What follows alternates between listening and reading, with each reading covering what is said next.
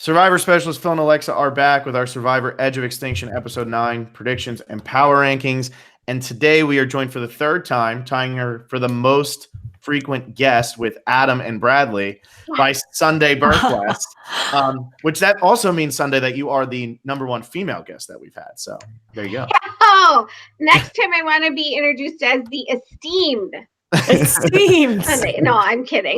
I mean, I'm the queen, no, the princess of Survivor Specialists after Alexa, the queen. I love this. I love it. Yeah. I love it. I like that you tried to take the queen spot from her, though. Initially, it was like, oh, maybe I'm the queen. You came on this really. Sunday. You came on this podcast before I did. Hey, that is true. So technically, who's actually the queen? Totally could work. But Sunday's got her work cut out for her today because not only does she have to do power ranking, she has to do it for a double boot episode. Her buddy David's still in the game, so she has to give us good insight into what Dave is doing. And the Amazing Race premieres Wednesday, in which Chris and Brett are going to be running around the world doing their thing. So we'll get to hear Sunday's take on how that's going to go. So she's got a lot going on here. This is the perfect week to have Sunday on the podcast. Exactly. And it's a Sunday, which makes it even better. It's perfect. Exactly. But Sunday, the first thing I guess we always like to ask everybody is, what are you thinking of this season? And what do you think of Edge of Extinction? Okay. Players aside, don't love the season. That's not a commentary on the players. I just don't love the idea of Edge of Extinction never ending. I don't like the idea of it going through the whole season. Now it's just predictable. Who in the world would leave the game? I mean, well, except Keith and Wendy. But for the most part, who's going to leave the game? So there's no I have a choice to make. Everybody knows now. I feel like whoever ends up at Edge of Extinction the longest, and then gets back in the game has the best shot of getting all those votes, because of all they're doing is building relationship, at the edge. I just don't love it. Mm-hmm. That's not a commentary on the players. I just don't love it. I do not like that they put an idol in Rick's bag. So now we don't even have to find the idol. I mean, like I don't like it. You got a half idol. Oh no. Yeah. What was that even? Yeah. I mean, that was dumb. I've been trying to defend the half idol is that the only reason it actually worked with Rick is because he was so close with David. Anybody else who came back into the game did not have anybody they were close enough that was going to be willing to give them half the idol, or that Rick or that whoever came back in would have been willing to give half of their idol. We saw Rick and David use this idol together. There was no other pairing that would have worked with, because they had been voted out by their entire tribe. And so it was almost like lucky and unlucky for production. And then at the same time, David plays it last week, and it really doesn't impact the game at all. If anything, it just makes David a little bit more of a target, because they see him and Rick are still working together. But it didn't have much of an impact. So I'm like okay with how it played out, but it could have been horrible. Yeah, and now he doesn't have an idol, and they know it. Unless he finds one right away again, which he's been known to do. Mm-hmm. But my favorite part was Rick talking about the idol and saying, "Yeah, I might have to ask for that back." And I was like, David's not, no. Yeah, I don't think that's going to happen. Yeah, right. And he delivered that so That was hilarious. And David was like, I'm not going to do that. Yeah, I'm just going to hang on to it. Yeah. I mean, I guess Rick has to try everything he can, right? I mean, hey, when he says that, it doesn't work. And then when he brings up the Julia thing at Tribal, it works. So, hey, just keep on trying.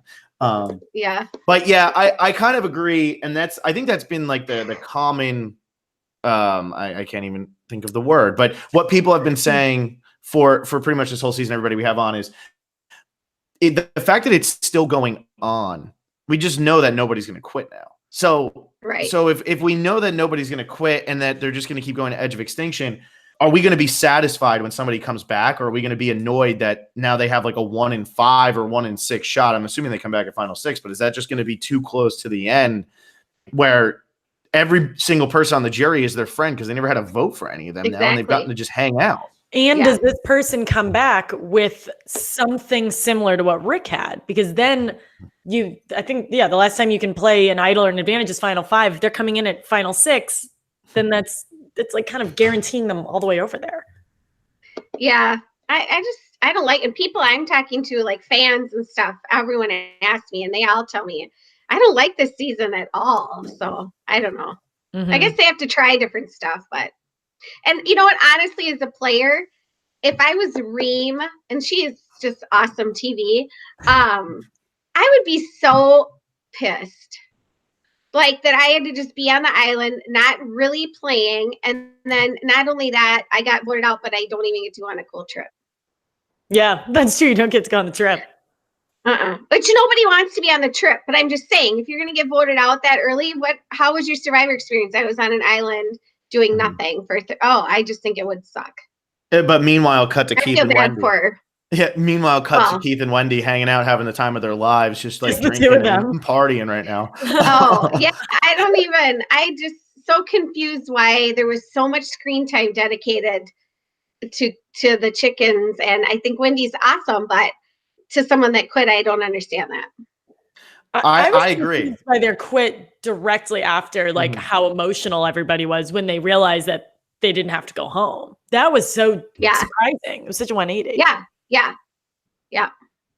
And the one thing I will say for Reem, and I think this is what Reem's trying to do, because based on her personality, I think like you can kind of get what Reem's like whole mentality is. But I think Reem wants to be the woman who, I got there on day 3 and I lasted there till day 36. And I think like that's why she won't quit. And even though she's realistically, she's not going to beat Chris. She's not going to beat Joe. I mean, at least, or she's not going to beat Aubrey. One of them is going to beat her. She is definitely the underdog going into that. Right. But for her to sit there at the finale and say, Jeff, I sat there for 33 days. Yes. What more of like a pitch do you need to make as a first boot to be asked back to play again, or just to really be iconic, because you lasted the longest anybody could last on Extinction Island? Absolutely. And that'll be, that I give it to her for that, for sure. I would be the same way. I would never quit. And you never know. Can you imagine the story that would be if she somehow won that challenge and got back in the game? She'd win. She could. After surviving all that and then getting in there. Yeah, I agree.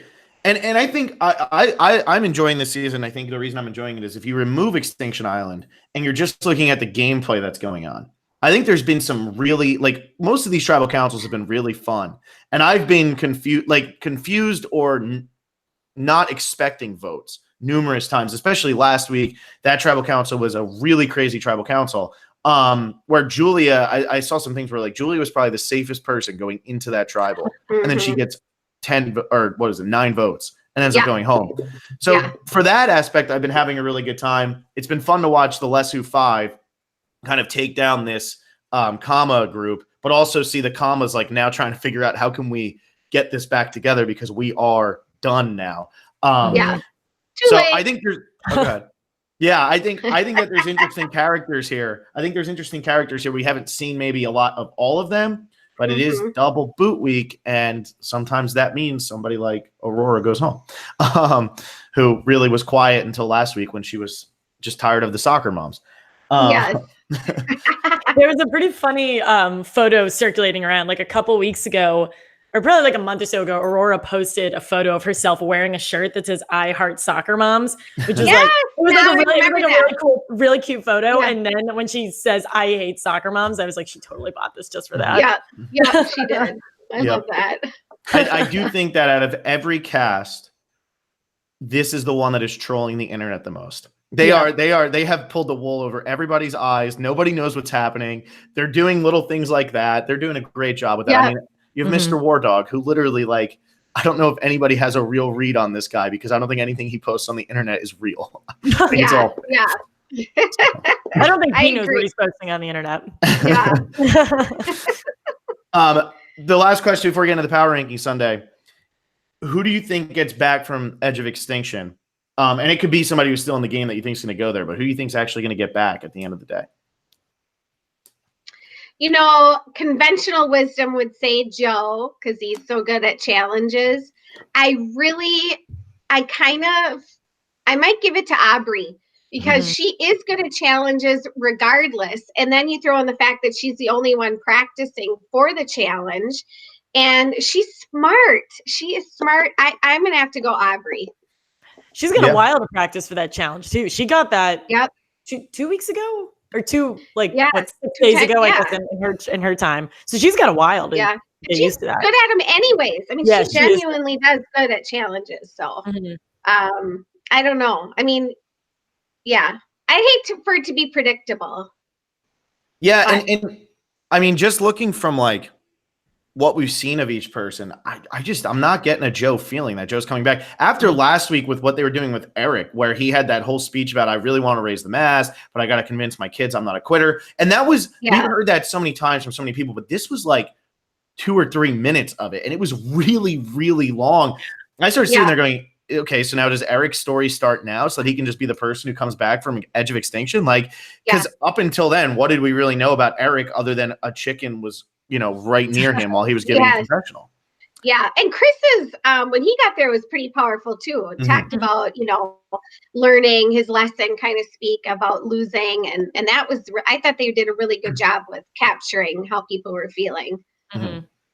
Eric's confessional was like 20% of the episode that wasn't at Tribal Council. Yeah. Like one of the 3 things I remember from that episode. Yeah. All right. Well, let's do some power rankings. Then we're gonna eventually ask Sunday who she thinks winning this season. But I mean, I don't know if she's playing favorites or not, so I can't. I gotta be objective about these things. All right. Well, no surprise. I'll just start with mine because it's always not surprising because I think I've done this almost every week. But I go Lauren Wentworth 1-2. Our Idol girls, they made the best faces out of anybody at Tribal Council last week. Their faces were epic. The one of Kelly turning her head with like her mouth wide open is like the funniest image ever. That should be all the memes. But I can't see either of them going. What's crazy to me is they've been on the bottom so many times and yet still haven't had to play their idols because they still have close enough relationships with these other people that maybe we haven't seen so much of, but they do have them because they felt confident enough, and whatever they're hearing through the grapevine here has been good enough for them to not have to play an idol. So they have 2 idols. They have War Dog.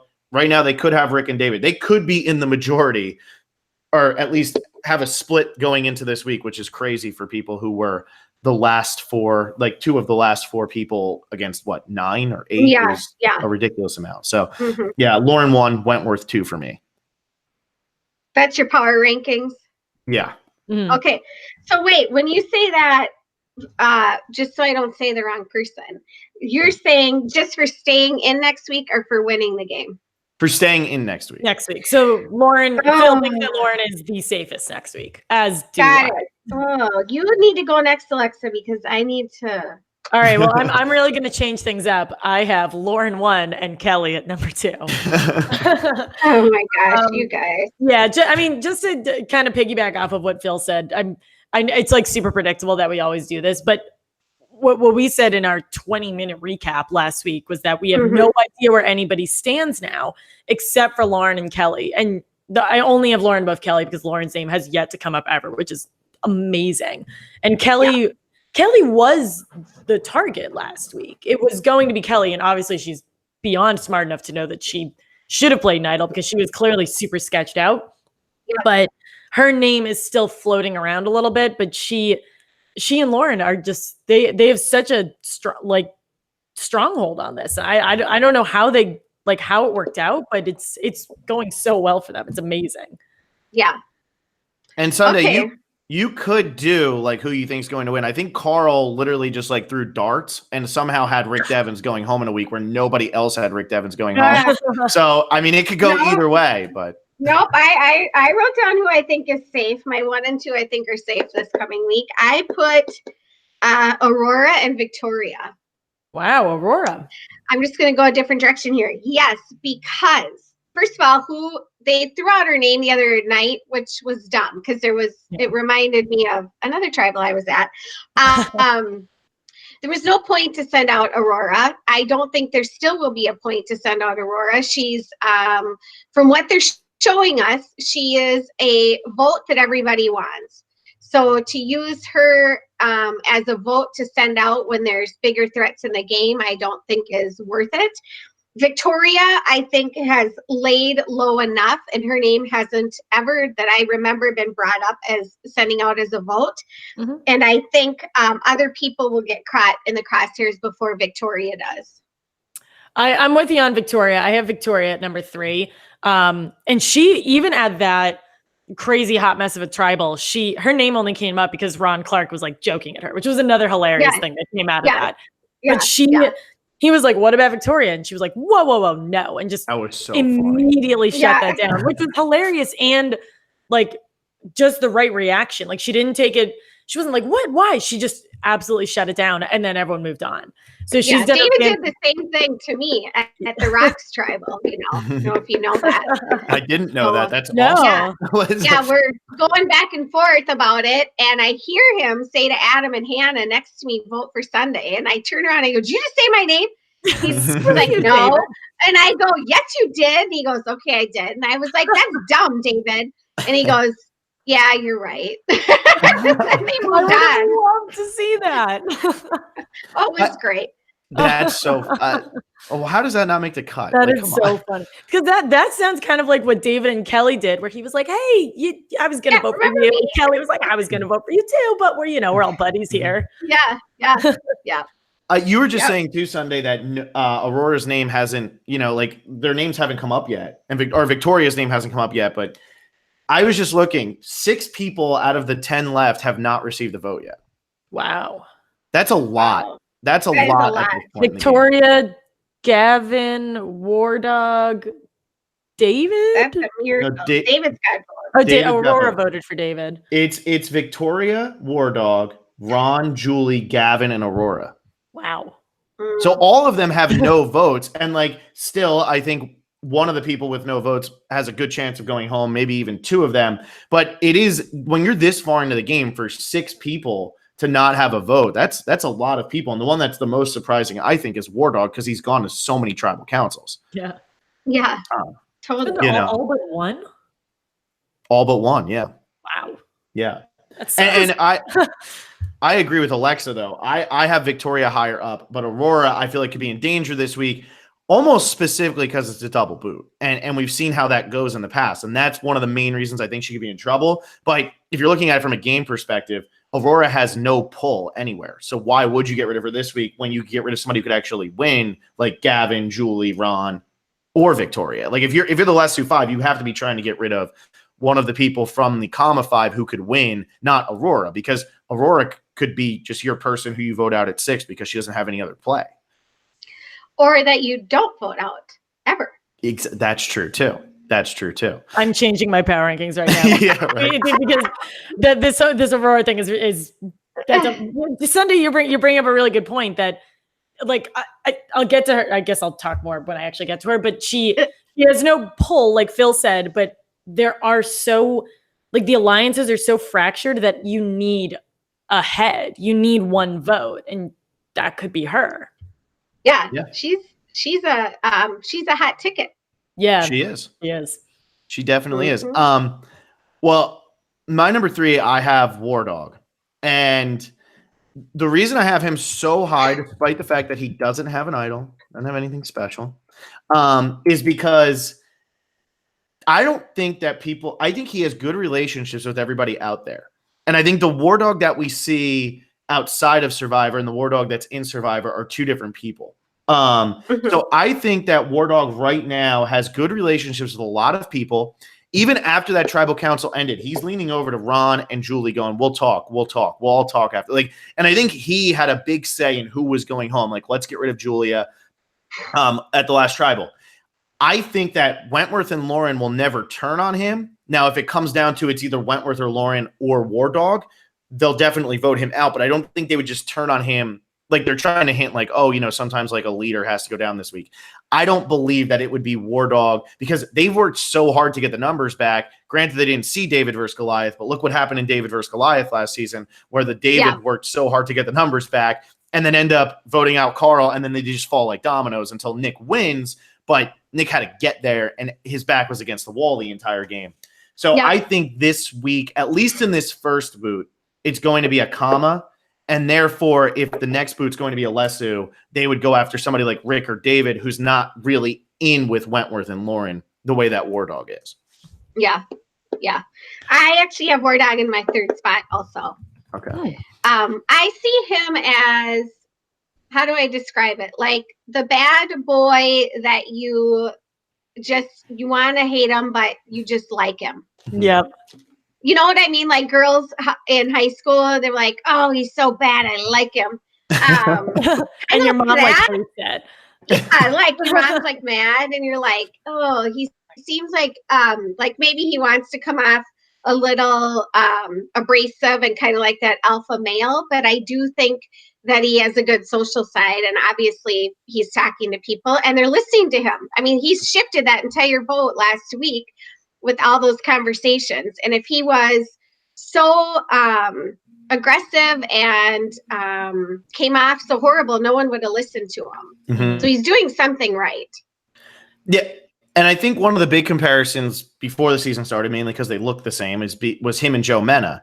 And I loved Joe Mena. I thought he was great TV. I think he could have been a really good Survivor player if his back wasn't against the wall most of the game.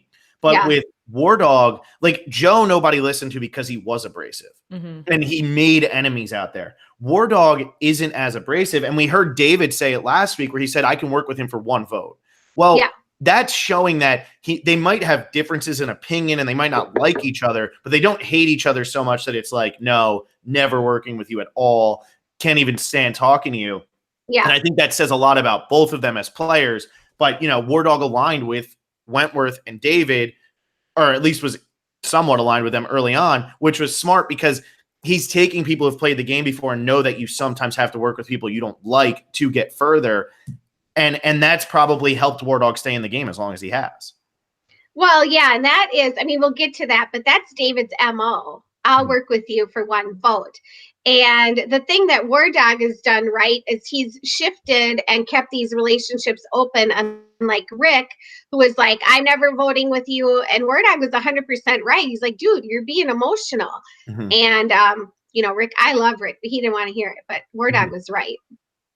Yeah, he was. And Rick was being emotional. He was being totally it was way too much. And especially I get where it's coming from. Cause I get it too. Yeah. And I get it too. If you're voted out of Survivor and then you get a chance to come back in, are you going to trust people who voted you out? No, of course not. Yeah. So I get it, but it was one of those. You don't have to trust them. You just have to tell them you trust them. Yes, that's it. And instead, Rick was very sarcastic. Grade A sarcasm, but not necessarily going to win you the game. Yeah. All right. Who wants to? Speaking of Rick is my number 4. Which did you give your number 3, Alexa? Yes, my number 3 is Victoria. Same as sorry. Okay. Hi.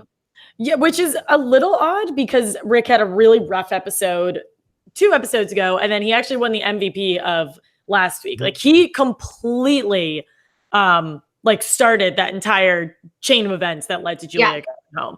Yeah, and he did that pretty seamless might be the wrong word because of how broken that tribal was, but it didn't look like that was his doing, and he probably didn't intend for it to go as far as it did or to be as crazy as it did. But I think he got his groove back. I think that idol being gone is actually going to be really good for him. I think he and David have moved past it. They ended up playing it together, and even though it didn't mean anything, he still played it for David. He kind of took whatever kind of emotional craziness that was going on and channeled that, and now he's back with David. So I actually think Rick's fine, and that Lesu group needs to stay together, as we were just talking about. They've come this far. They can't break up now. They already are clearly very fractured and clearly sick of each other, but it doesn't make sense for Rick to be the one to go home right now. And he has a relationship with, I think it's Julie. I remember at the merge, Julie was really working him, and I don't know how much they've talked since, but he does have some tie to that common group because he did vote with them.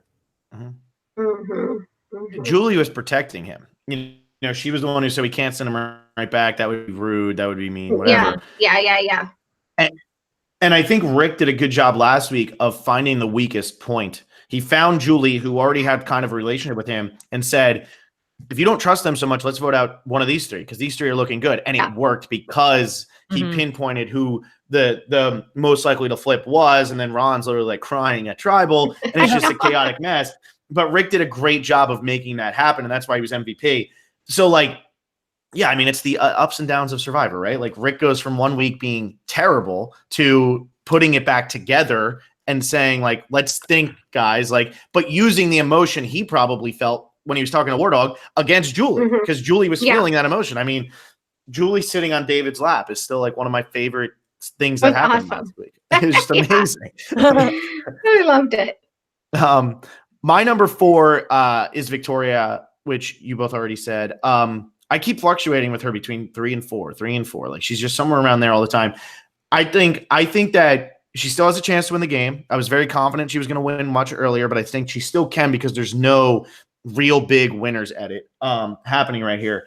And I think her reactions to everything last week, like Ron saying her name and her being right there, she was on the outside of that circle, so she wasn't included, but she made sure like this is the only place where I could get voted out. I don't need to worry about those other 3. So I'll stand here and I'll do what I have to do. And then on top of that, everybody voted for Julia except for Aurora and except for Julia. And when Aurora voted for David, Wentworth had that reaction of who voted for David.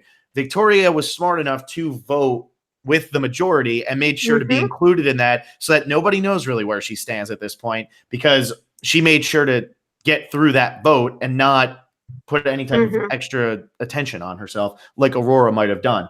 So I'm really liking the game she's playing.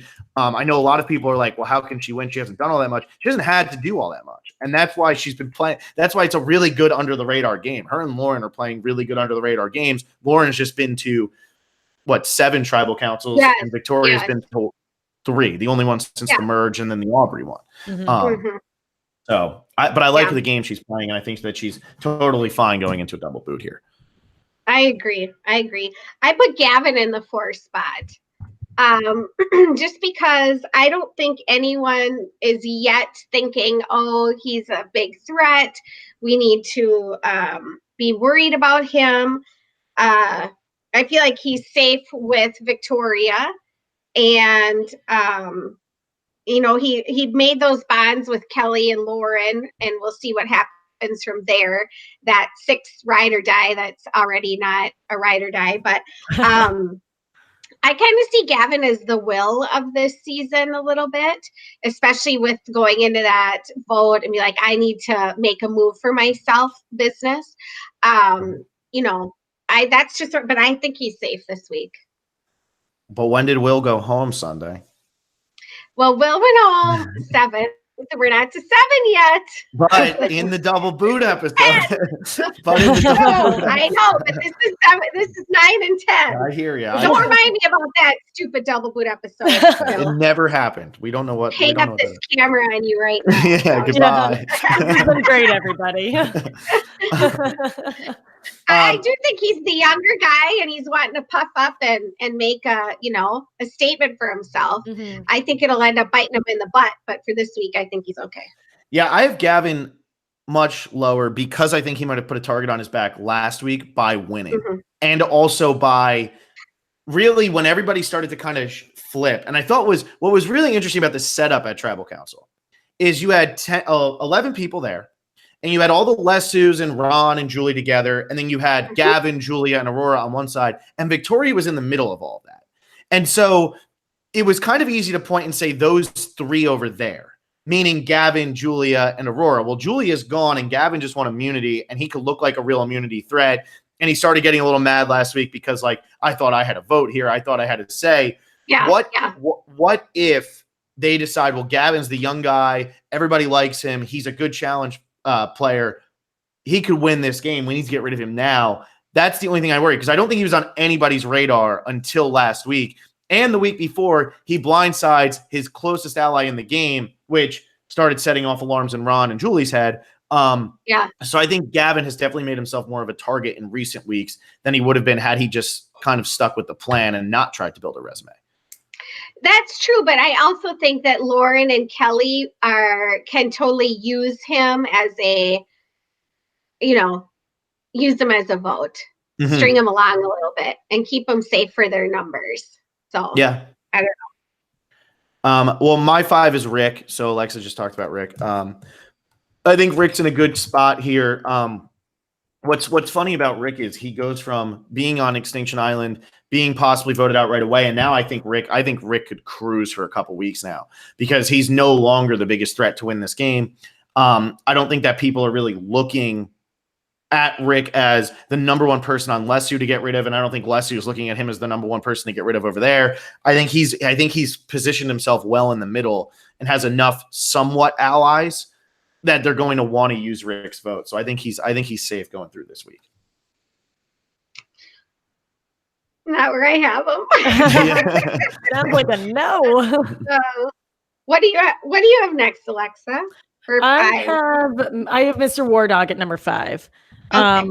I think he's in a pretty good spot. We've already spoken about him pretty extensively. Yeah. Okay.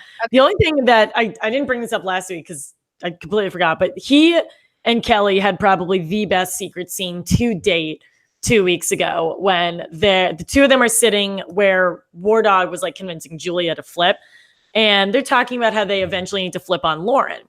And so that already shows that 3 might not be as clear cut as as we imagine. But Lauren comes over and is like, what are you guys talking about? And the two, Kelly and War Dog, just brain fart, and they cannot even come up with any kind of excuse. So they were like, I'll send it to you guys after. It is they were shaken. And Lauren was like, well, I'm gonna go. You guys keep doing what you're doing. And then War Dog, he ends it and he says, we need a code word because that keeps happening. How about mustard? He said, and then he said, how about mustard?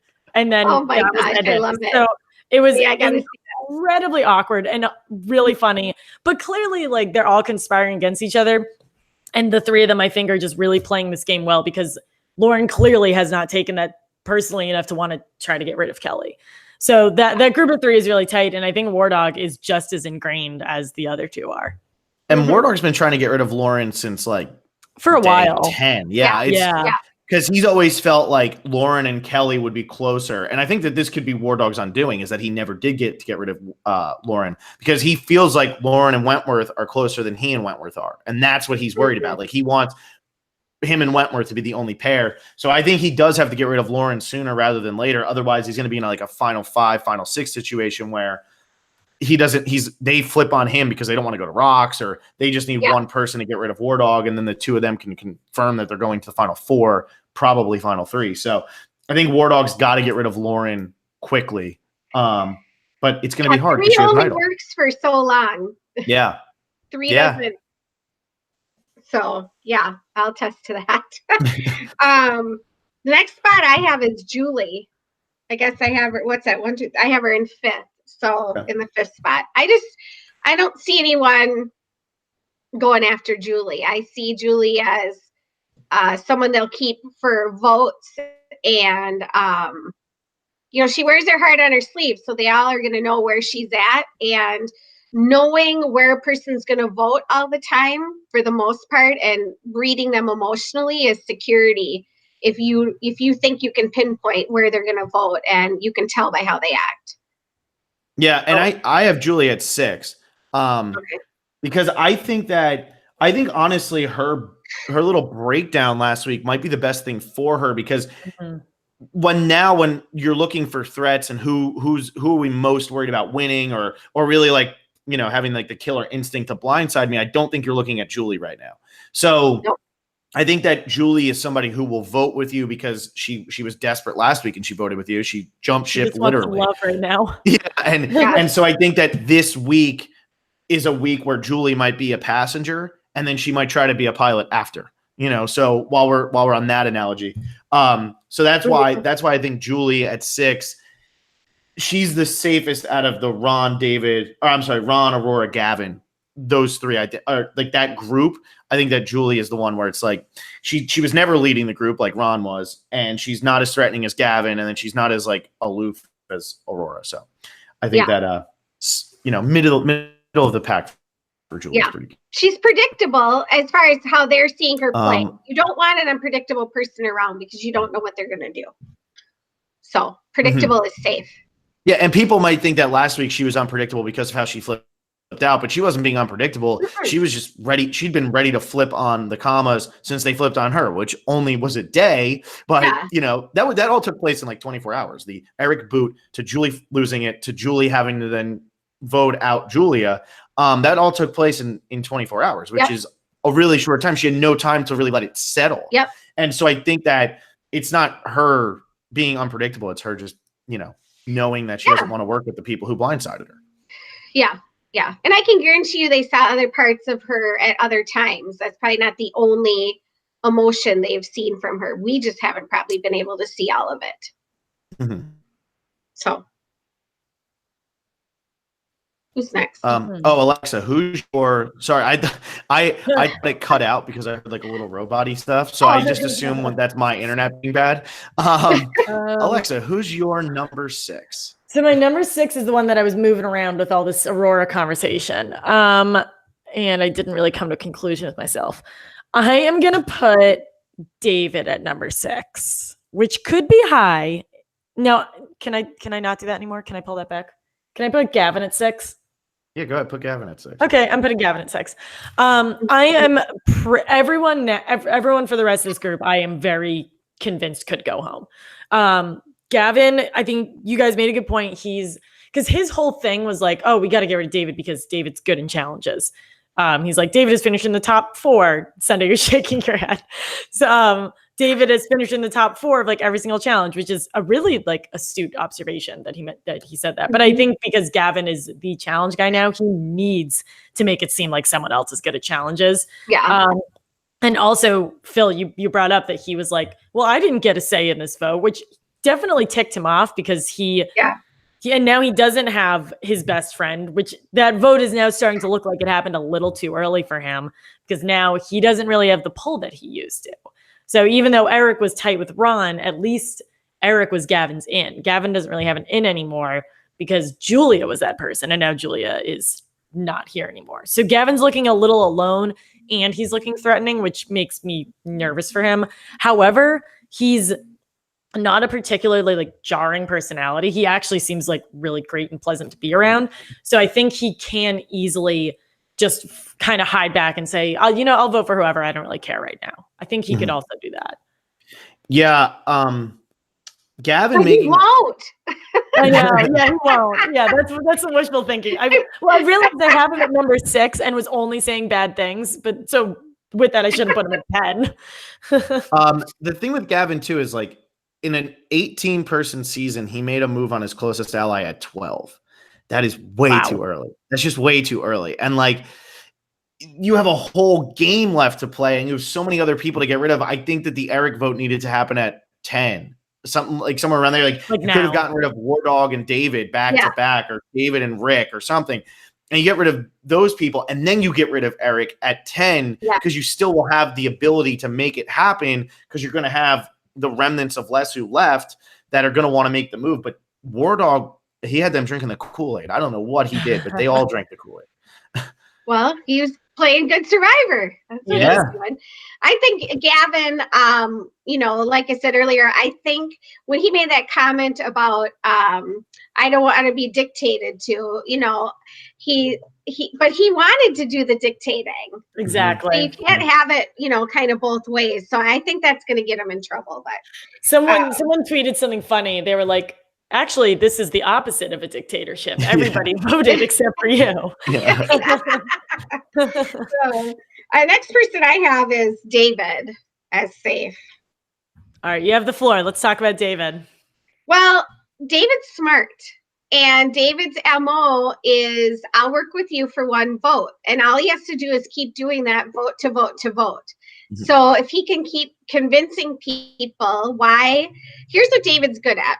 He's good at convincing you why you voting with him is good for you, but really it's good for him. Mm-hmm. You know what I'm saying? Mm-hmm. So all he has to do is keep talking to these people and keep getting them to think it's in their best interest to do what he actually wants. And he's very convincing. And he will, I had several conversations with him. I'll vote with you this time and not next time. And he does it. So, I think he's okay. Yeah, I'm very happy because like when we were going through like who the survivors we were having come on for this season, it was like, all right, we want to ask Sunday, but when is it going to be too late and when's David going to be out? I'm so happy David's still in the game. Seriously, because like I was worried coming into the season, David was going to be one of the first people voted out. Like, why would you keep David in the game? You know he's a huge threat. You know he can win. You know he's got strategy.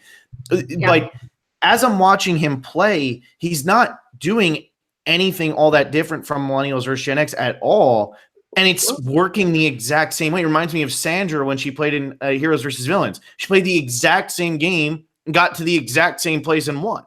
Now, Dave didn't win in the first season, but like the game he's playing right now, every time he looks like he's the biggest threat, he somehow convinces everybody there's a bigger threat there, and it's not him. And when I personally think, other than Wentworth and Lauren, because they have idols, David should always be the biggest threat. Out there. Of course he should be. But he's doing what Adam did so well in our season, was to always divert and make Adam's mantra, David's the biggest threat. He was working with him, but at the same time took every opportunity to point out David's the biggest threat. And David's keeping that target off of himself very well, I think. Now, do you think that he's in any trouble because he played an idol last week and Rick gave him half the idol and then Rick played it for him? Do you think that he's in any trouble because people see, okay, he's really close with Rick and they had like a secret that nobody knew about? Or do you think that it doesn't really do anything to him? I don't think that matters because people have secrets all the time. And when you're playing the game, you know full well you would keep the same secret if you had it. That's not in your best interest. I mean, we see what happens to people that tell everybody about what they have. So I don't think people hold that against you. I think the idol is looking a lot more like Rick's move because Rick is the one who like physically did it. And you see War Dog lean over and he's like, Rick Devens. Like it looks like Rick just gave David this thing to hold, which is actually exactly what happened. Yeah. Yeah. So it doesn't look like David's deal. But later, if he needs it, he'll take credit for it. But right now, he doesn't want credit for it. So yeah, he's one of those. If he sits at the final three, I feel like he takes everybody else's resume and somehow turns it into his own resume. Because up until then, he hasn't taken credit for anything because he just wants to get to the final three and look like I didn't do anything. Yeah. I didn't do anything the whole time. But now I did everything. Yeah. The writer, he can do that. Yeah. Absolutely. I mean, yeah, he's definitely constructing his own winner's storyline as he's playing the game. And we're seeing pieces of it. I'm not convinced David wins, but we're definitely seeing pieces of what he's trying to put down. And don't tell me he thought of that shark and minnow thing just the other day. No, that was good. And don't tell me that actually happened. He was waiting for that to pull that puppy out. Jeff was like, did that actually happen? And he was like, yeah, of course, duh. While I was pooping. Distract him with the poop joke. Yeah. Yeah, because it didn't happen, and then Rick doubles down on it. But David was pooping. That part actually happened. That's the only part of the entire thing. I mean, it could be days, it could be weeks at a time, but let's keep going. Let's move on. All right, at 7, I actually have Ron, and so Ron, who was all calm and strong and everything like that. I feel like Ron and Julie are the only two that are somewhat trustworthy to the Lessus right now out of those 5. Victoria did it to save herself. Gavin did it to save himself. Aurora didn't do it. So I feel like Ron and Julie, Ron, I don't think is going to try to get the Kama group back. And I think him and Julie like proved like, hey, look, we are not kidding. We are done with them. We will work with you. What do you need us to do? And because of that, I think it helps him buy a little bit of time unless Gavin or Aurora win immunity. But after the first vote this week, the second vote could be one of the Lessus eating their own, just because like now you're starting to feel it and you still have the 2 idols and you might take a little bit of a chance while you still have these other people there. But I think that Ron is kind of he's clawless right now. He doesn't have anything that he can really do to screw over your game. And I think that that's why they're going to end up keeping him around here because he's no longer a threat. He went from the biggest threat 2 weeks ago of like winning from Kama to now like having nothing, but still being in the game. We'll see. I'll kind of piggyback off of that. I have Julie at number 7 for pretty similar reasons. And when what did you just say? Declawed, Phil? You just said he lost his something. Claude. But yeah, less is claws. Our favorite word last year was defanged. Someone said Angelina was defanged, and we were like, this is exactly. And Julie and Ron have no fangs, no claws. They are like indoor cats, and no one is afraid of them right now because they're desperate.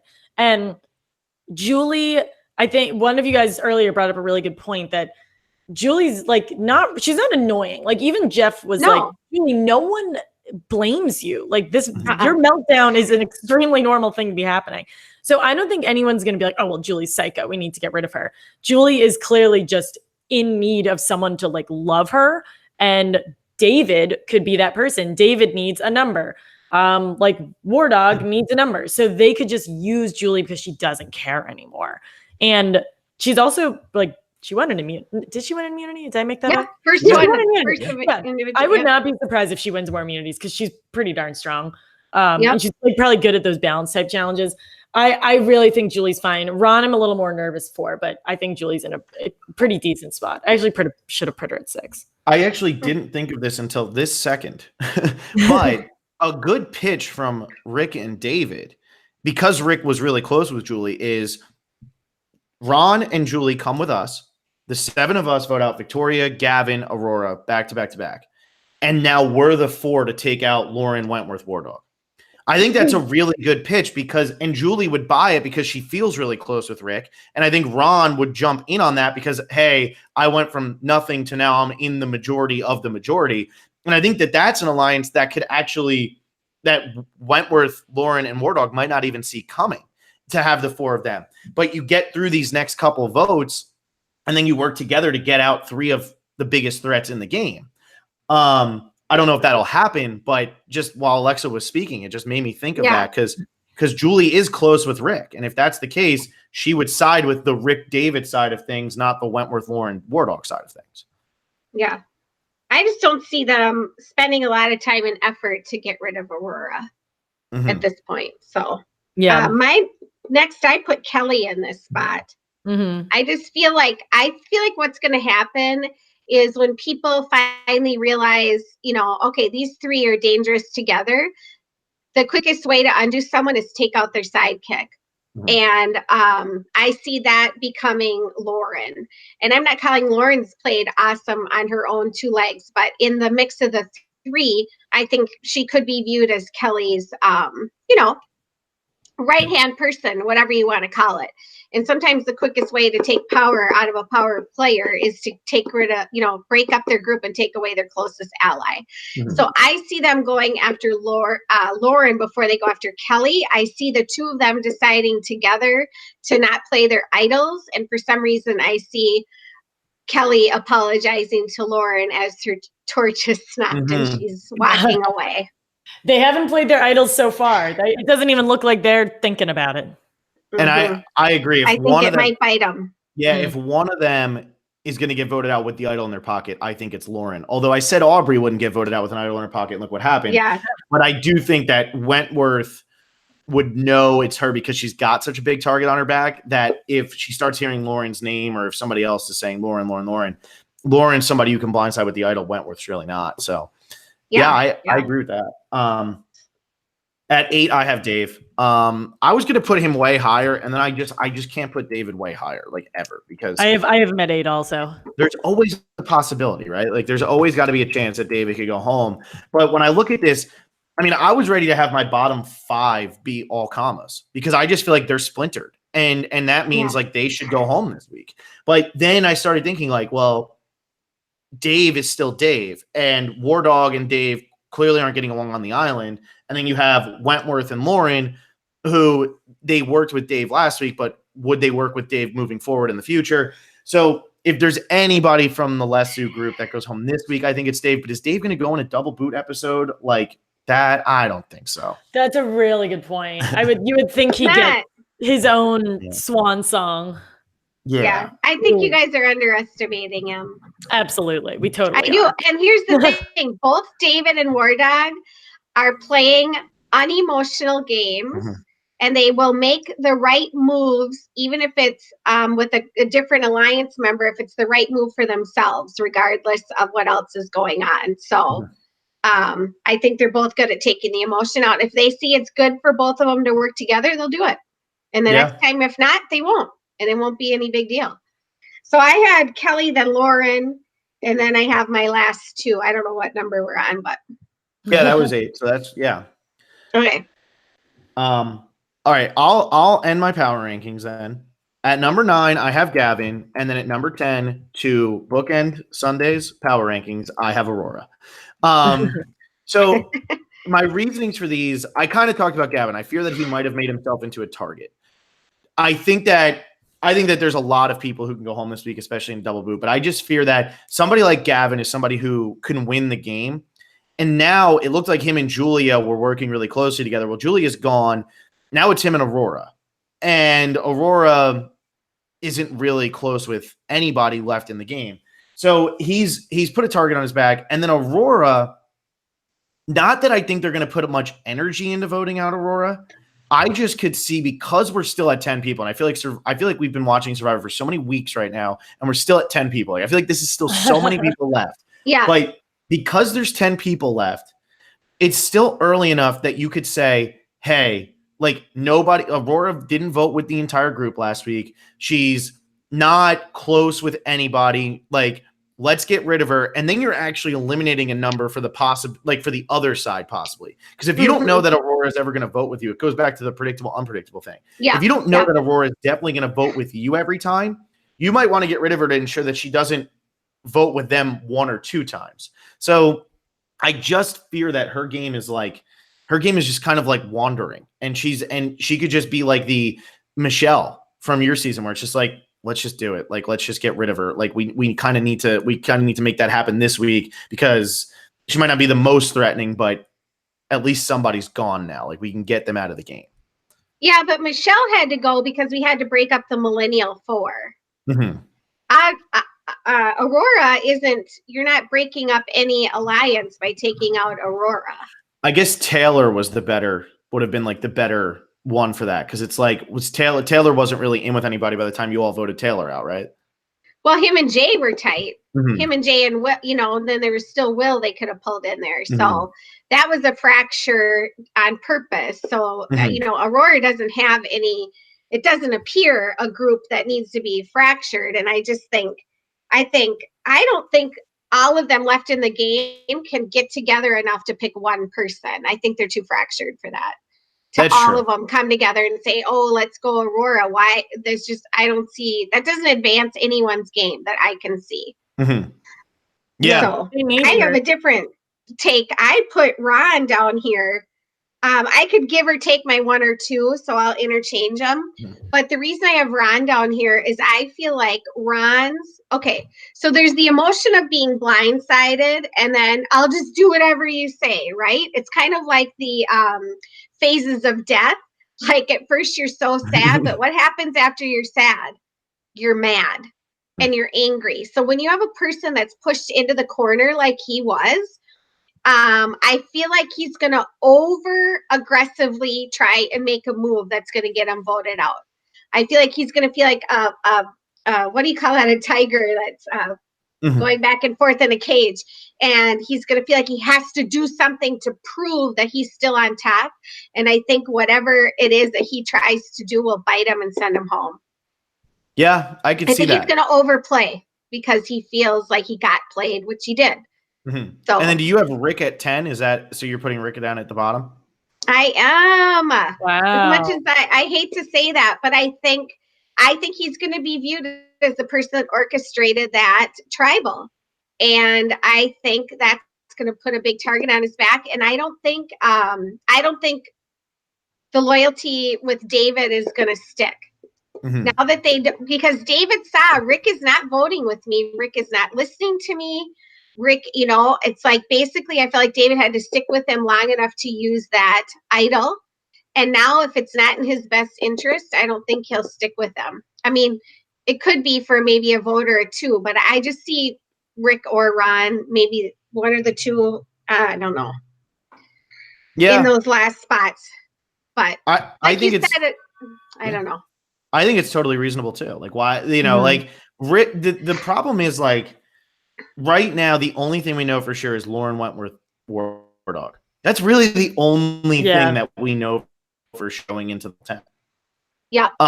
So for me, I sit here and as I watch this, I'm like, Rick could easily go home. David even Victoria could go home, who I had all the way up number 4 because I don't think she will, but she could. Yeah. The only 3 that we know that are working together and have since day 1 are Lauren, Wentworth, and War Dog. So after that, there could be another blindside this season. And that's why, like, despite the fact that Edge of Extinction might have overstayed its welcome, what's happening on the show has been really entertaining. With Julia going home last week, that was kind of a blindside. Yeah. Eric going home was a blindside. The Aubrey boot was definitely a blindside. So there's a lot of really good editing going on in game that is leading us to believe these people are safe and then they go home. And Edge of Extinction, I think they're just trying to figure it out because they have so many people running around an island and they're trying to create a story over there that doesn't really exist. Totally. So I agree. Alexa, why don't you take us home with your 9 and 10? I originally had Aurora at 8, and then Sunday you convinced me to move her all the way up to 5, and then I netted out with her being at number 9. So Aurora actually moved down after all this. I think Aurora's gonna be fine. I think what I'm nervous about for her, and what I've always been a little nervous about is I think they want to use her. Anyone will want to use her as a number. I think she is kind of at the point where she's like, that is how I will continue to go. I feel like the common people don't like her. I feel like it's not even that they feel apathetic about her. I think there is a dislike there that we are not seeing because her opinion is just not ever taken into consideration. And so that makes me nervous for her because I feel like they'll probably think that she'll move over to the Lessos, which if I were her, I wouldn't blame her for doing that. So that makes me pretty nervous. And you guys bring up a good point. Like, is David gonna go home in a double boot? Like, doesn't make sense. Aurora, that would make a little more sense. And then I have Ron at 10, and I know that seems way too easy, but he was the top dog, and then he was down, but Julie, I think, is okay being down for a little bit. Like you said, Sunday, Ron is not going to be fine being down right now. I think he's going to try to get back up, and no one's going to have any of it.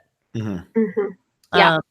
So those are my power rankings. Well, I won't lie, Alexa and Sunday. The reason I put Ron at number 7 is mainly because in the Eliminator game, I only have Wentworth, Lauren, and Ron left to pick from. And picking Wentworth or Lauren is pretty much admitting that I'm going to lose. And Alexa's got an upper hand on me here. So I need to pick Ron this week. God, I have the weakest of all upper hands. I need to pick Ron this week and for big moves. So I'm picking Ron, and I'm just doubling down and convincing myself that he's not going home by putting him at 7 in the power rankings. And my fantasy team is still intact. I picked 5. We each picked 5 people before the season. All 5 of my people are still in the game. And I really want to get through this double boot and have 5 of the final 8. That would be just huge. Fantastic. So go Ron. Let's go, Ron. Okay, so is Ron your eliminator? Is that official? Ron is my eliminator. Official. Book it. Wait, I wrote this down before. Who's the eliminator again? The person that you're saying is definitely not going home, right? We only have 3 choices. Right. And as of now, we only have So who do I have? I can pick Ron, Lauren, or who am I missing here? David, Rick. You can pick Ron, you can pick Lauren, you can pick Julie, and you can pick Gavin. Oh. So you have 4 that you can pick. Ron, everybody else only Lauren, has 3. Julie, Gavin. I will pick Julie. I'm taking Julie. Okay, good. I typed it first. Sunday. Sunday only has War Dog, Rick, or Julie to pick from. She just put Julie at number 10. Or I'm sorry, she just put Rick at number 10. Rick. Yeah, I did. I'm sorry. I'm gonna for not going home, I'm gonna put War Dog. Okay. I think it's a good choice. He's not going anywhere. We are down to this has been a crazy season of this because normally like some of the people that we pick go home, so we have more to pick from at the end. And I've had one person that I've picked actually go home. Vaughn's had one person he picked go home. This Team Survivor has not had anybody they picked go home yet. And then Alexis had only 2 people, and she's like in the lead with like this insurmountable lead. So yeah, this is a weird one. This is so weird. So we can't go home though without talking about what premieres on Wednesday, which is The Amazing Race. Yeah, which is right after Survivor. It's not a triple boot of Survivor. Yeah, it might. Hey, it could be if one of the Survivor teams goes home. But so this year we, for anybody who hasn't been paying attention to that, Corinne and Eliza, Rupert and Laura, and then these two other guys who we don't really remember the name of, they're going to be Chris and Brett are going to be on The Amazing Race, which starts right after Survivor. So Alexa and I were going to do. Well, maybe Alexa and I, maybe somebody else might be coming in. But we're going to be doing recaps much later in the week, probably like Sundays or Mondays, depending on what works out for us during the week. Just talking about The Amazing Race. I need to be on some of those. Come on in. Hey, you can join in. To say. Yeah. Well, this is so much different because it's not Survivor. So it's just like how fast are Brett and Chris and how good are they deciphering clues and not getting U-turned. It's a show that we were talking about this. I have never watched a full episode of. Phil, I'm not sure how much you've watched. So I've watched a couple seasons. Okay, so you have more insight than I do. Like we're going to be analyzing this and not really know what we're talking about. So it's going to be super fun. I know who Rachel is, and then I know who the Afghanimals are. And then other than that, I don't know who any of the Amazing Race people are. And I don't know who the Big Brother people are because I haven't watched any Big Brother. What was that word that you just said? The Afghanimals. What is That's that? What they call themselves. Mm-hmm. Oh, okay. Yeah, two guys. Are they? They're Afghani. They're not brothers. I think they're Afghani brothers. Yeah, I think they are. Okay, they are brothers. Okay. Yeah. And so they call themselves the Afghanimals, and they're pretty good.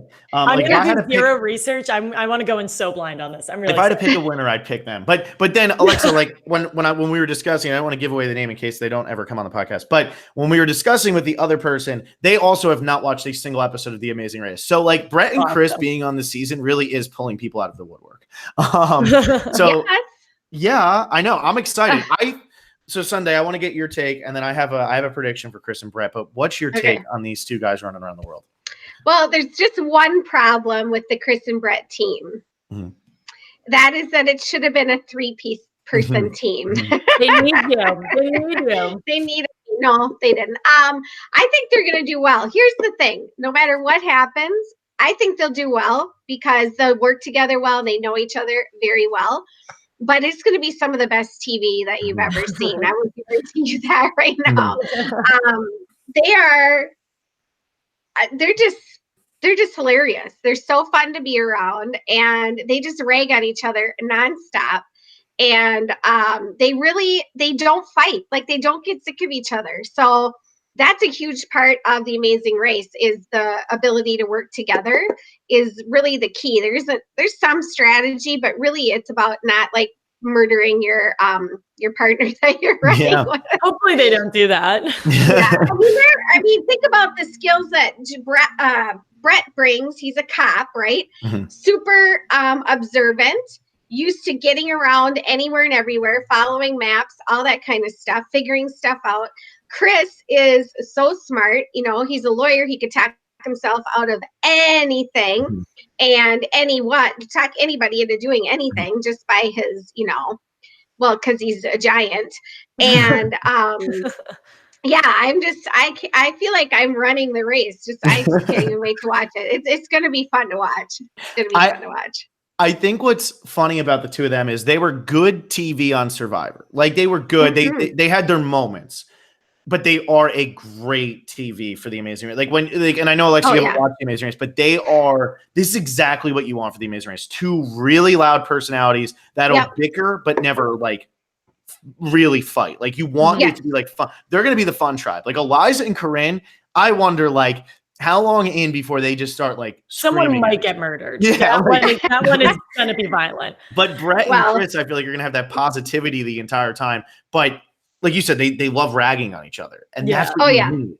Yeah, they're just, you guys are just, everyone is in for a fun ride. That is for sure. Mm-hmm. That hasn't been able to be a fly on the wall of the room with those two. I'll tell you that much. Yeah, Phil, you're right. Because there's almost no one who can overshadow them now. It's not like Adam and David going at each other. Like when it's their scenes, it's only their scenes. And the Amazing Race doesn't have to build up like a winner edit for somebody like Survivor does. Like you don't have to fall in love with the people who win the Amazing Race, because the Amazing Race is really, the characters are always fun and that's what gets you through it. But it's really about like the places they go and the things they're doing more than like Survivor, where you want to know if like Adam wins, we want to know why Adam beat Ken. We know. So why did, if the Afghanimals win, why did they win? Because they got to the finish. In the Amazing Race, you can be out of the race because you got a bad taxi driver. I mean, there's so much more luck, and there's luck in Survivor, but so much more in the Amazing Race. You could get screwed by anything, someone giving you bad directions, missing one flight, all that kind of stuff. One of the main reasons I stopped watching the Amazing Race. So I watched the beginning, and then I didn't watch for a while, and I started picking it up again when I was in college. And Andy and Tommy, who were the snowboarders, they were dominating every leg. They were winning every single leg. And what happened was they were way in the lead going into the last leg. It was the final four, and they were way in the lead. And everybody else got into a taxi, and nobody knew where they were going. And one taxi driver just led all three teams to the final or to the finish line. And Andy and Tommy's driver took them a different way.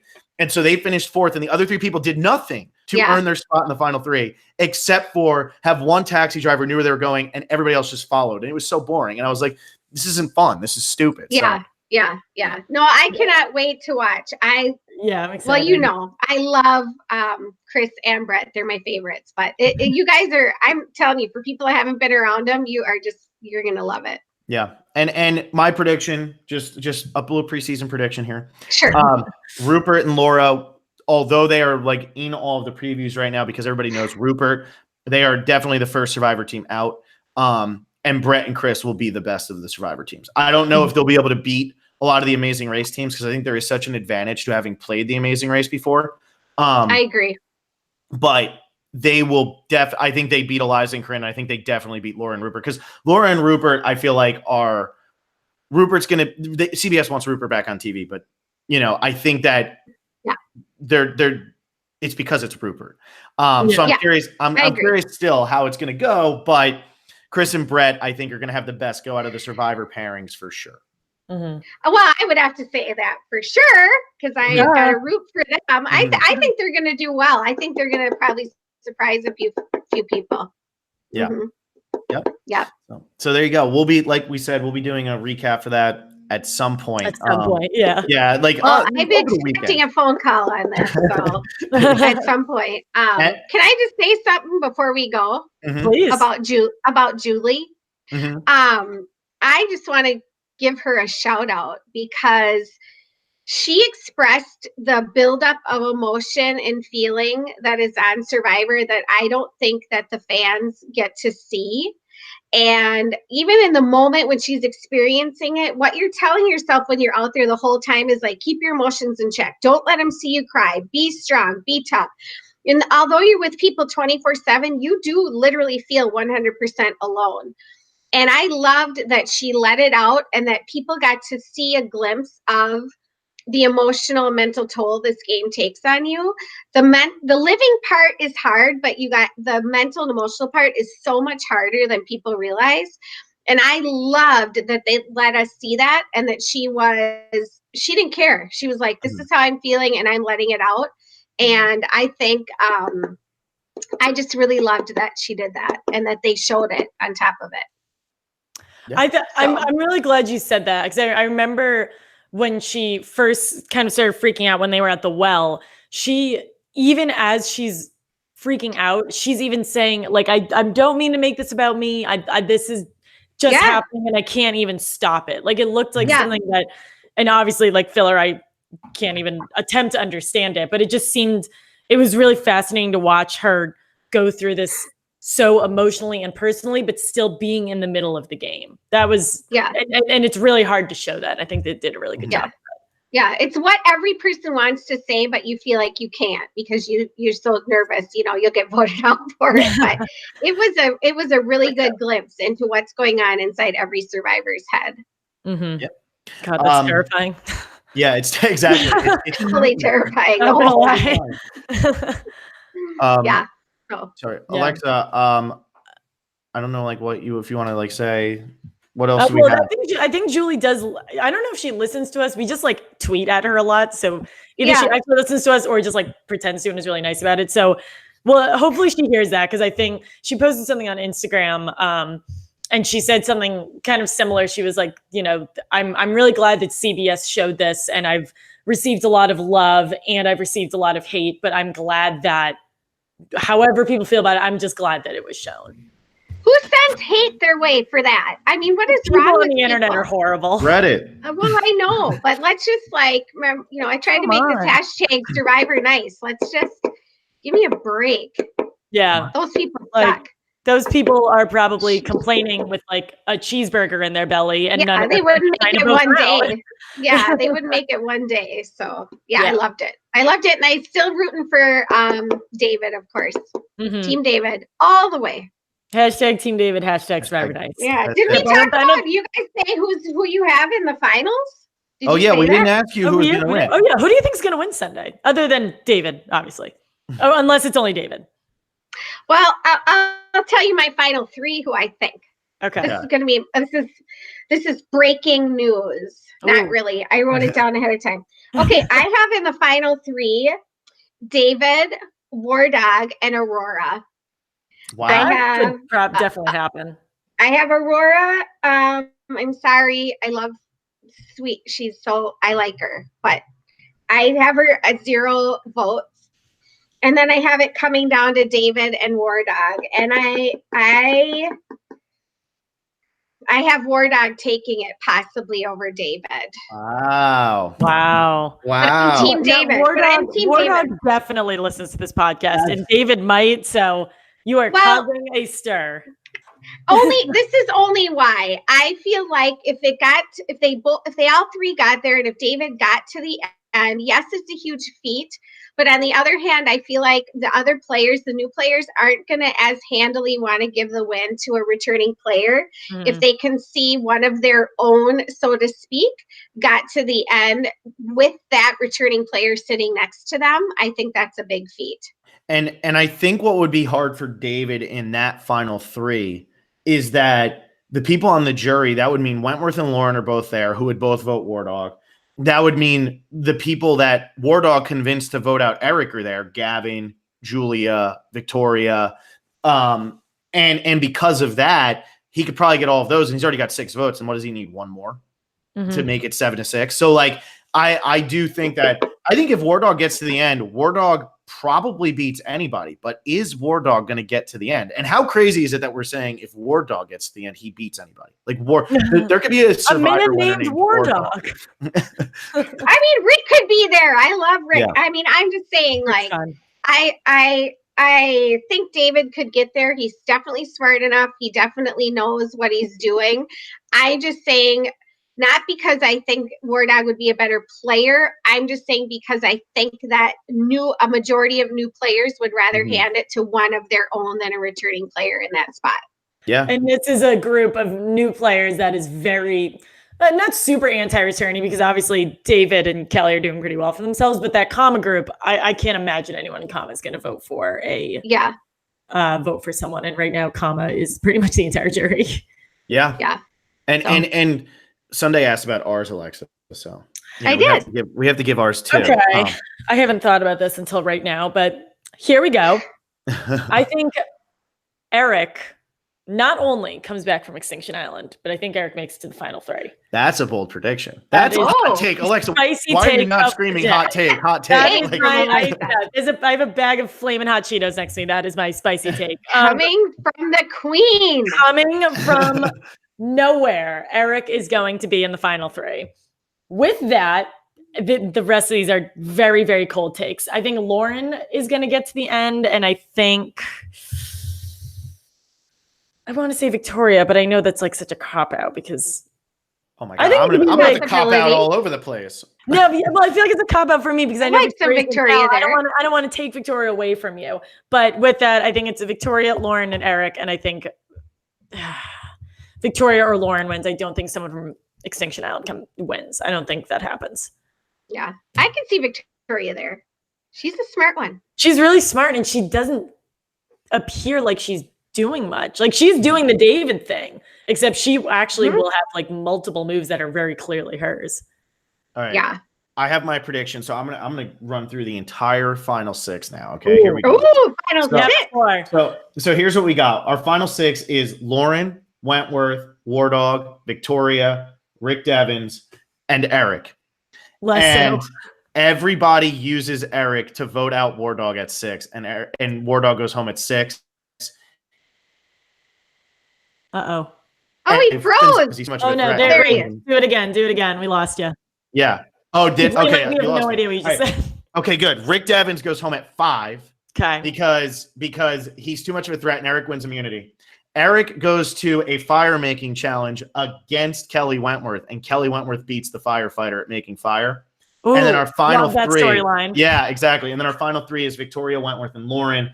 And despite the fact that Victoria might have taken a hit the last 2 weeks, I think Victoria wins. And then I think Lauren probably gets more votes than Wentworth because of what Sunday said, where the newbies aren't going to want to vote for newbies or aren't going to want to vote for returnees. But I do think that like Joe, David, and Aubrey might all vote for Wentworth out of like a respect thing for you made it there and we didn't. And so I could see that being close, but I think Victoria takes it home in a really close final 3. Like, I don't think that's a blowout. I don't think that's a, I don't even think there's a person who gets 0 votes in that situation. I think we get like I don't even know how many people are on this jury, but it could be like a 4-3-3 or like a 5-3-3 or something like that. Is it going to be 13-person jury? It's so many. I can't count that. That would be the largest. That would be the largest jury ever, right? What's the big? Yeah. Like, is 11 the norm recently? The biggest one was the Ghost Island one because Laurel technically counted, so it was 12. Oh, Laurel made it 12. Has there been an all-female final 3? What am I forgetting? I don't think so. I don't think there has been. So here's your first all-female final 3, and it's going into the finale. It's going to be 3 and 3. It's going to be 3 males, 3 females, and the females are just going to pick the males off. I'm really excited for the firefighter to lose at making fire. I'm really into that storyline. Yeah, crazy. I think it's great. You're totally wrong, but I think it's great. Well, you couldn't be more wrong. Sunday, here's something that I was thinking about, though, and I was thinking about this the other night as we were watching this. Last season in David vs. Goliath, after Alec went home, you kind of felt like, all right, Nick's taken over, right? Like Carl wasn't getting a huge edit. Gabby and Christian felt like they're almost too likable to win. Davey could have pulled it off, but he was early on, didn't get much. Allison really didn't get anything. Angelina was getting the villain edit. We had Mike White, and then Kara was here and there. So it kind of felt like it was going to be Nick. On this season, I cannot get a grasp on who it's going to be. And that's why, like, I've been saying Victoria, Lauren, and Wentworth for a while, but like all 3 of them could be the next 3 people voted out. And I would not be shocked in any way. Yeah. Right. Yeah. No, it's totally hard to read. You know, I like your final 3 more because it has War Dog versus David, and I want to see that. I want to watch that. Yeah. We'll see. I don't know. I hope David doesn't get mad at me, but he won't because he loves me. You're getting a call right now. It's David. Like, oh God, David. How dare you say I love you. That's what he's gonna call. All right. Well, Alexa, I guess before you take us home, Sunday, do you have anything spicy takes? Anything last here that you want to say? I mean, that's a spicy take. War Dog versus David and Aurora getting 0 votes. That's as spicy as it gets. But and that's not to be mean to anybody. Let me just clarify that. I don't know. No, not really. I mean, what did we talk about earlier? I was saying how I was pairing up people in my season to the people left in this season. And I see some similarities. I see Will and Gavin a lot alike. I see David as David. That makes sense. Let me think. I had some other ones. I see Ken and Aurora kind of similar, kind of like quieter. She seems like once she has her people, she would be loyal to them, but she just hasn't found the right people yet. I see Ron and Zeke kind of similar. Did you guys know that Ron is like a big time like educator? Like he trains. Big deal. I did not know this, and I have teachers in my family that came to me and were like, "Do you know that's the same Ron?" I was like, "His school is awesome."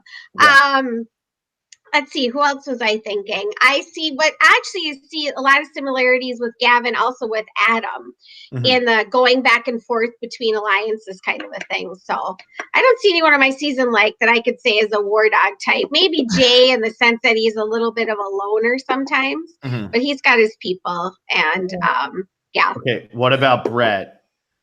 And Chris, we don't even have it. I feel like I know who the Brett is, and that's why I'm leading this. Oh, Brett is Rick. Yeah. Okay. Good. That's exactly where I was going with that. And Rick, but didn't make emotional decisions. He's Rick because he's so just awesome. Like he's so fun to be around, and he is genuine. So I just love him. But Chris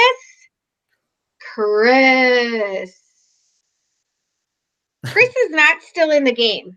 Yeah. Chris got voted and out. He wasn't at this point anyway. So Chris was the third person voted out. I can't compare him to anybody on this list really because he's so special in his own right. I can't compare him to somebody else. He'll love to hear that. And Brett will be mad that he got replaced. Well, we can't. He didn't get replaced. No, you would never replace him with Rick Devlin. Never. But we're supposed to be the specialists here. There's been 2 female final 3s. San Juan del Sur. Wait, don't say the other one. Just wait. I'm not gonna know. San Juan. Yeah, Jacqueline, Missy, and Natalie and Missy. And the other one was the best season of all time.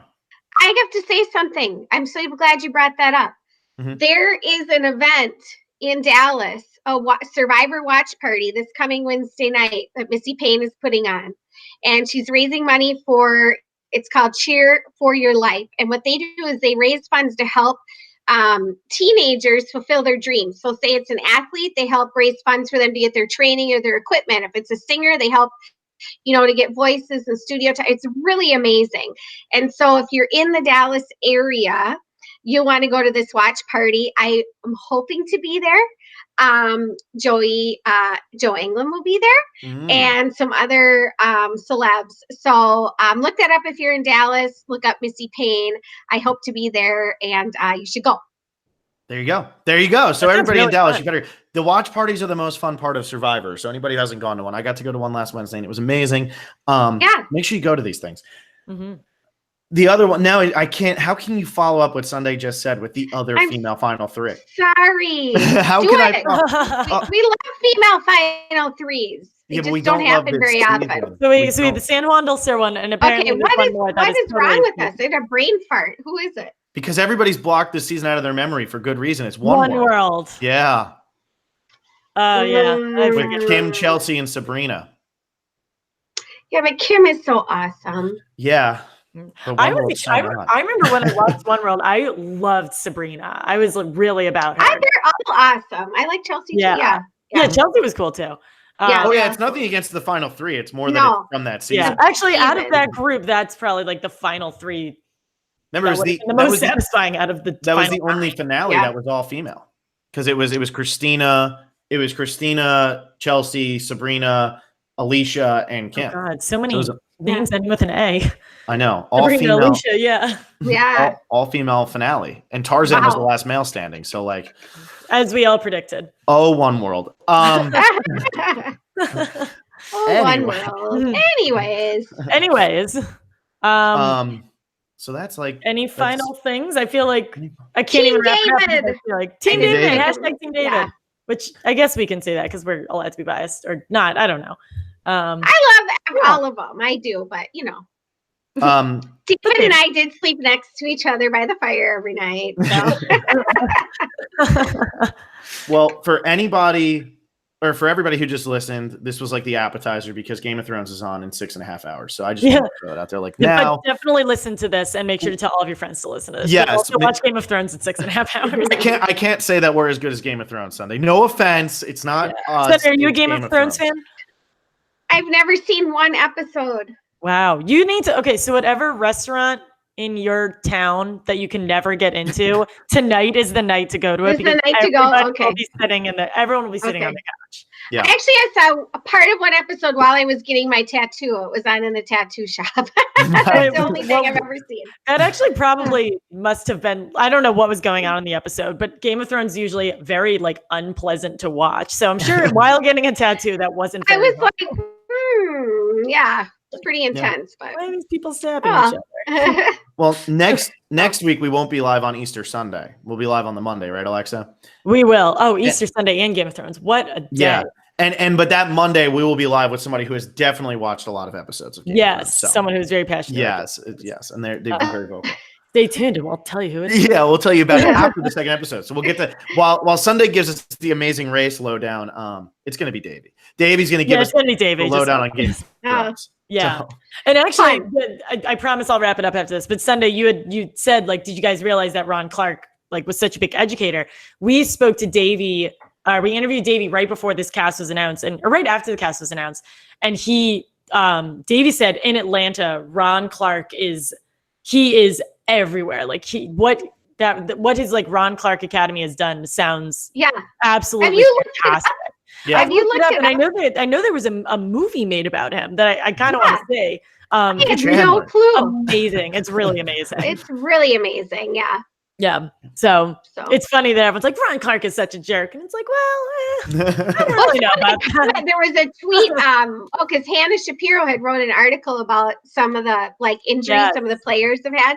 And someone on the thread commented like, Ron Clark, you should never be allowed around children, your morals are, this is after the Joe vote. And I was like, wow. Just send a link to his website. Guys, newsflash, Survivor's a game, it's just, yeah. And I think I think he might have tweeted this, but he was like going into the show. He might have either told the board or the kids or whatever, but he was like, you all need to know I am going in and playing a game. Mm-hmm. I very much am separating this as anybody does. And Ron's been great. I like that after he played it right before it aired though. Yes. I like that he gets dressed up for tribal. I like that somebody still takes it. He puts on his best. Yeah. Hey, I attempted to have earrings to wear every week to tribal, and I was channeling my inner Monica Culpepper, and but I lost him right away. Of course. Were they like the beads from the they were just the big hoops, and I was like, I'm going to be Monica Culpepper and look nice at every tribal, and never happened. Oh, that's okay. Yeah. She's a neat lady, though. She is a neat lady. Great reference.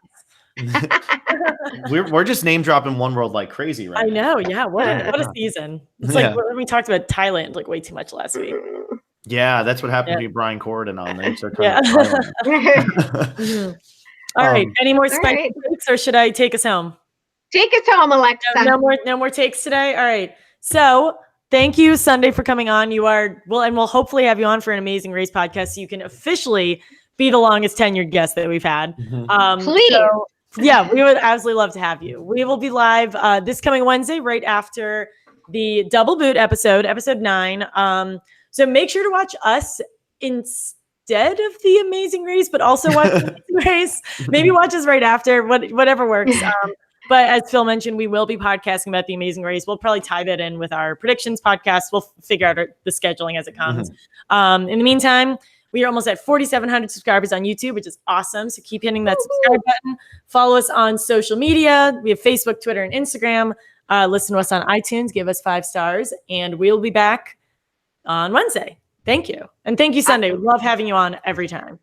Thanks, guys. I love being here.